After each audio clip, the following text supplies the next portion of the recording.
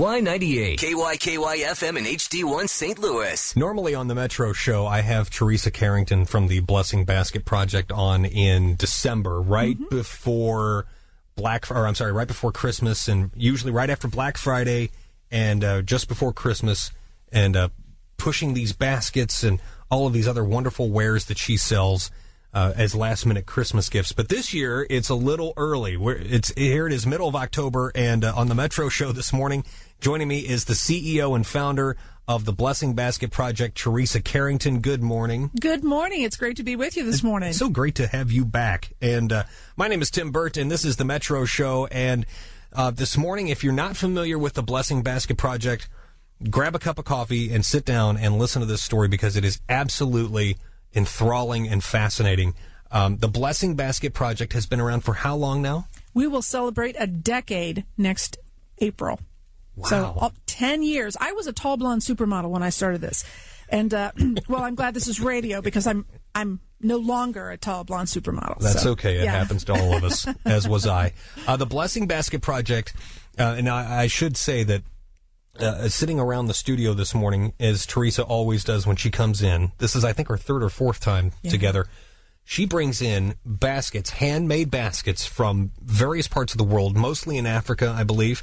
Yep. And this time is no exception. In front of Hannah, who is one of her interns joining us today, Hannah has this basket, and it is probably, I'm going to say, about 10 inches tall, but it is probably about 3 inches or 3 feet in diameter. And it is beige, it's pink, it's blue, some green, and it's very thick at the top, like a knotted rope sort of thing going around the top, and with a blue handle, and it's just absolutely beautiful.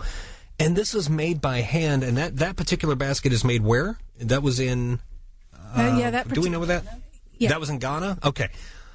And people say, well, why do you... all of these baskets, and you have coasters now, and all of these things. How did this all start? Well, it started by accident. I think sometimes the greatest things in life start when we least expect it. I went through a personal crisis in 1999, and people around me started giving me cards and letters of support, and I started putting it in a little basket that I had. And on the tough days, I would go to that basket and look at those cards and letters and gain encouragement from them. And that right there, those acts of kindness from people were the beginning of what today you see is the Blessing Basket Project. Because I would go around and speak and talk to women about overcoming hardship and trial and life tragedy. And I would talk from my blessing basket. And women were like, I want one of those. Where'd you get that? And I said, well, I made it up. So some businesswomen here in St. Louis, some great mentors, women who are still mentors of mine, encouraged me to take that concept and do something with it to help other women. And that's exactly what I did. I put the concept on a card, attached it to a basket, and baskets just started selling. And it bothered me because on the bottom of every one of those baskets I was selling, it said made in China. And it wasn't the fact it was made in China that bothered me, but what really bothered me is I didn't know who made it. I knew that we were blessing the recipient because I would get calls from women saying, hey, this basket changed my life. My husband died, and I put pictures of he and I during the good times, and on the tough days when I really miss him, I go to the basket and remember him. And I thought, if we're blessing people like that, how can we bless the maker? And that moment right there is when the Blessing Basket Project was born. Of course, we're a nonprofit organization, and today we serve in 7 countries around the world and several thousand artisans around the world. Those countries being? Ghana, Uganda, Indonesia, Papua New Guinea, Bangladesh, Madagascar, and Kenya. Now, most of those are in Africa, except for Papua New Guinea. Right. We have Africa and basically South Asia. Yeah, South Asia, sure. And how long have you been working with the actual artisans in those countries? Each country started at a slightly different point in time. There were 5 core countries, so most of them since late 2004. So Next year we'll celebrate a decade in business. Wow. So for those who may not have seen these baskets before, a couple of quick ways for you to check them out, at least while you're listening to this program this morning. The website is blessingbasket.org. Okay, blessingbasket.org. And if you're out running around this morning doing those errands and you happen to stop by Whole Foods, are you still in Whole Foods? Oh, my gosh. Whole Foods is an amazing partner of ours. We're now in 140 plus of their stores nationwide. We have Whole Foods Market stores waiting in line at various places across the country to join us. We can't talk highly enough about Whole Foods.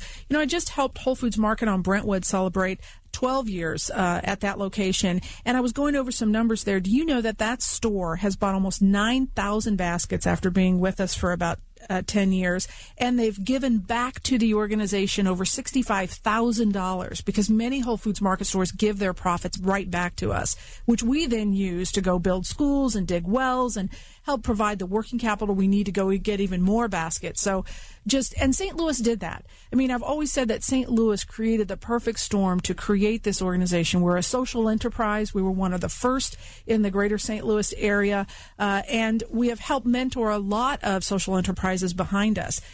Something that we're very happy and proud to be able to do is to pay forward the knowledge that others have invested in us.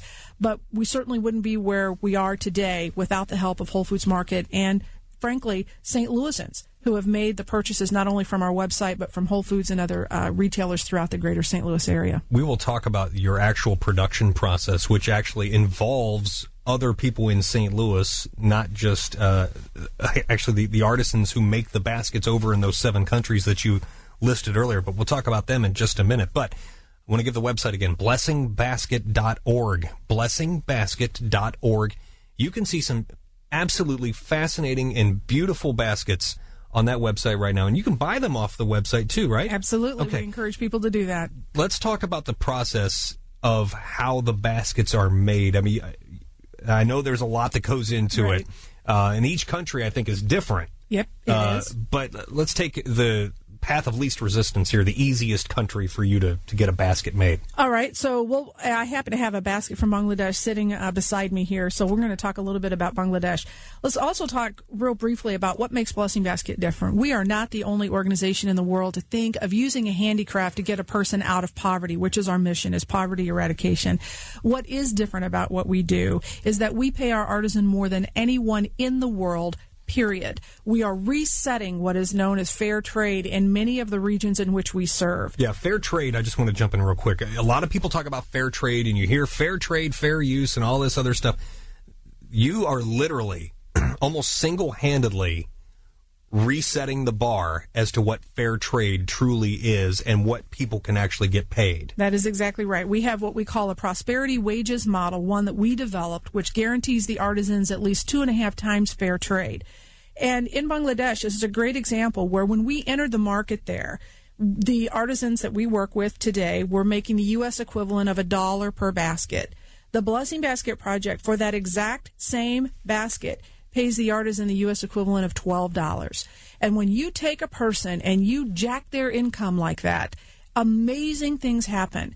We now have we just graduated 25 women out of poverty in Bangladesh. They are busy running their businesses. They have become entrepreneurs. And this process that we've developed is so powerful that we're in the process of patenting it. But as we talk about the basket itself from Bangladesh, that tells you a little bit about the prosperity wages model. It is made out of palm leaf and seagrass. So the outside of the basket, the sort of white covering here, is palm leaf, and it's easily harvested. And then the seagrass comes from the southern section of the country, is harvested. It is near the water source, and it is brought up to the section of the country where our artisans weave. So it's seagrass and palm leaf, and that's what they utilize to weave. Teresa's holding this basket in her hand here, and this is it's beige, and it actually has red and purplish blue sort of triangles around it. And this basket has 2 handles at the top. How would you would say that basket is about how big? Around maybe 18 inches, something like that? Yeah, about 18 inches. It's a small to medium-sized basket, but it's sturdy. Oh, very it's beautiful, sturdy. and it's all handmade, and it's the circular pattern, even from the very, very, very bottom where you can see where they started just kind of winding this thing around. Is the craftsmanship is staggering on these baskets. It's really interesting when you go to Bangladesh and you sit with a group of women who are weaving. This grass that they use, this palm leaf actually, makes a squeaking noise as they weave. So the women might be quiet and the birds are singing or whatever, and you hear this continual squeaking as their fingers go across this reed. It's almost like sneakers on a gym floor is the sound that it makes. How long would it take them to make that basket? Oh, they can make this in a day, easily. Wow. In a day. And every one of the baskets, that blessing baskets that you buy, is signed by the artisan who made it. And now you'll see a number of special tags appearing on some of our baskets for our Artisan and You program. And through Artisan and You, what you're able to do is each basket has a unique identifying number on it. You can go to our website at blessingbasket.org and put in that unique identifier, and you're going to meet the person who made your basket. I personally took thousands upon thousands of images, and that picture there, I took it. And the interview that's right next to it, we did it. You'll learn the names of their children, how old they are, what they're doing with their money, what their aspirations are, what they have to say to you. And in future time, you'll be able to sign up to follow this artisan, and every time they get paid, we'll tell you about it. So the idea for us is the greatest gift that we can give to the artisans is not only paying them more than anybody in the world, but to try to turn the market directly over to them, because that's the most empowering thing we can do for them, is not be a stopping point. We'll always have to help in some way, simply because these are folks that are uneducated. But, technology is racing through these countries, and they've got more connectivity access than ever before. And we want to make sure that you, as the customer, are able to meet the person who made your basket and actually have an interchange with them. It's very groundbreaking technology that's taken us about 3 years to develop. Well, some things, too, that we talk about charities, this is an accountability aspect for Yes. Blessing Basket. Yes. 100%, because a lot of people give money to charities and they say, I don't know where the money's going. Yeah. This completely different. You know exactly where that money is going because you can see the person and you will know when they get paid online. Exactly. Have you had other charities contact you about this? Or? Yes. In fact, there was a very large charity, a name that you would know, so we will not mention it here, okay. But a very large charity. They have a similar model where if you give money, then somebody gets something somewhere in the world. And I asked the president, I said, hey, how do I know that person got this thing that you're promising them? And he just laughed at me. He said, oh, you must not have read our fine print. He said all of the money actually goes into a general fund, and, somewhere at some point somebody's going to get this thing that we've promised. And I just thought that's just not right. It just isn't right. At the end of the day, we are not helping the person on the receiving end if we don't sort of usher the world to them. And we want to make the world a smaller place. And so when I told him about our technology, now this was a organization that runs a budget of about $170 million a year. The Blessing Basket Project is barely $1 million organization, so vastly different in size. And when I told him about our technology, he said, "Where'd you get that? We would like to have that." And I think they certainly could have that kind of technology as a major organization that they are. But the bottom line is they don't really put the people first. And there's one thing that everyone at Blessing Basket knows, and Hannah could edify to this. My big statement is, what is in the best interest of the artisan? Have you heard me say that before? All the time. That's all we care about, is what is in the best interest of the artisan. And when you lose that focus, if you lose that focus, you're dead. You are. Yeah, your organization and is so sunk. many organizations do. Yeah. My guest this morning, Theresa Carrington, CEO and founder of the Blessing Basket Project. You may have heard me speak with her before on this program.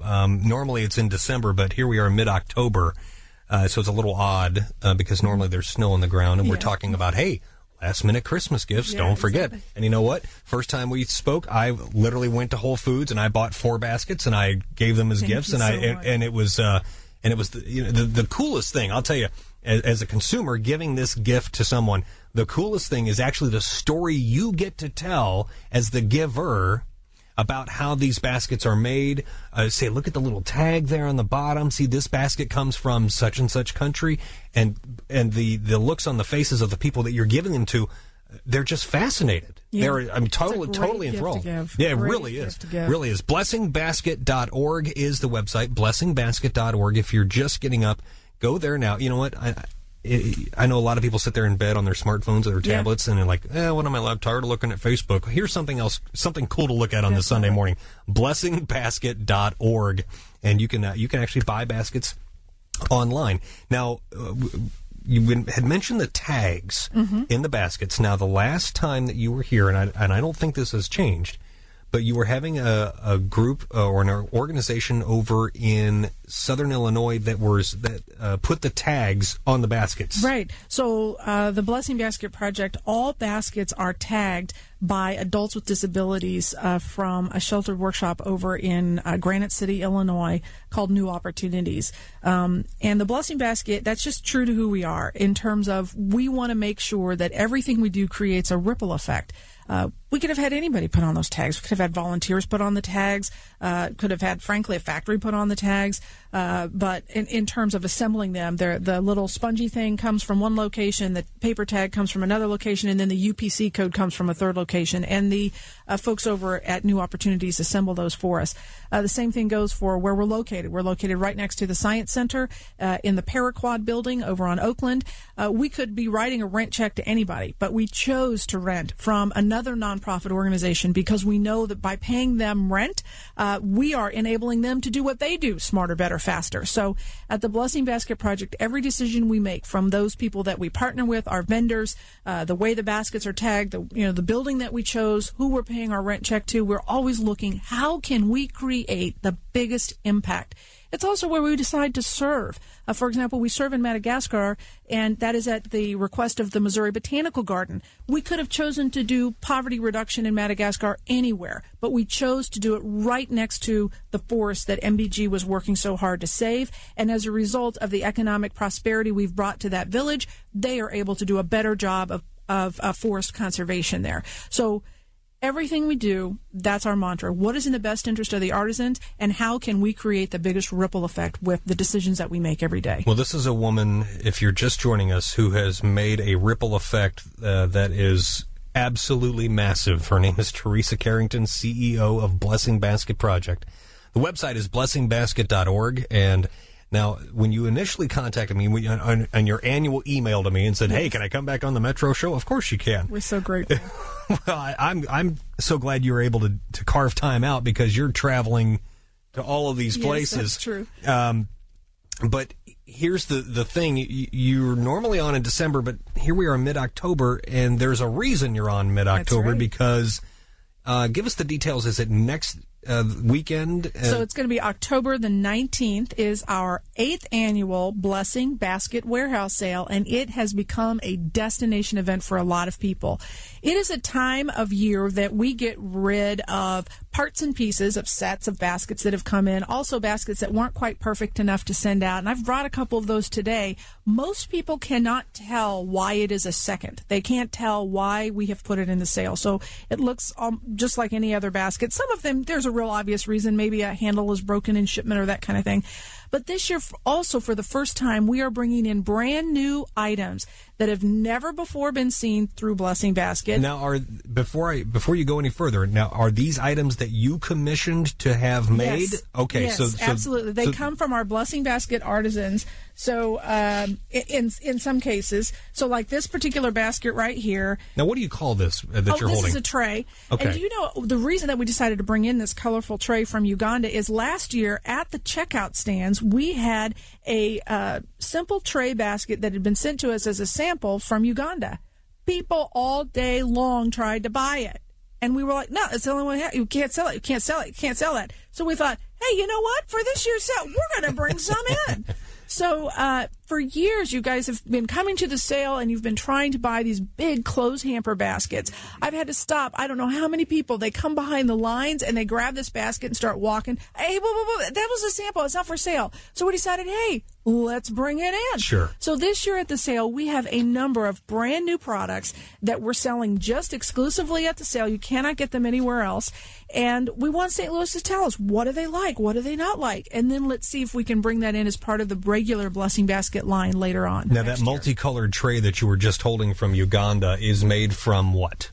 This is made from raffia and banana leaf on the inside. The outside is raffia that's been dyed, and the inside is banana leaf, where they literally take a giant leaf of a banana plant and strip it down the center and dry it very carefully, and it turns into almost like a straw. I was going to say, it looks like a rope, sort of like a rope type material. And this is a dark gold, red, blue. There's some green in there. It's a beautiful, beautiful tray, and it's probably I'd say at least 2 feet around, easily, exactly. maybe 2.5. They're really, really nice. Yeah, and that's just beautiful. I mean, you can put, almost anything in that you could think of.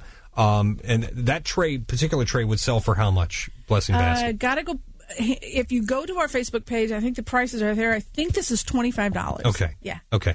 And of course, that money, a lot of that money goes right back to the person who made it in Uganda. That's exactly right. We always tell people that you're buying kind of a basket and a half. So when you buy the basket, there's also working capital in that money that we can then turn around and go place the next order. The big thing about Blessing Basket is we pay the artisan right there, right at the table. They are not waiting to be paid. So at any given time, we're sitting on about $1.5 million worth of inventory in our warehouse, and that working capital had to come from somewhere. So when you purchase a basket, you're paying for that basket and paying for a portion of the next one, which gives us the working capital that we need to do the work that we do, to pay the artisan in advance. We don't put them on Net 30. I've actually had people suggest that. Put them on Net 30, and I said, you've never been to Africa, have you? No, it is I've just returned from there, as we were talking about before we went on the air. It is a completely different mindset over in that part of the world. Yes. So the Net 30, I'll pay you in 60 days, invoice me. It does not work like that. And I also don't think it's respectful.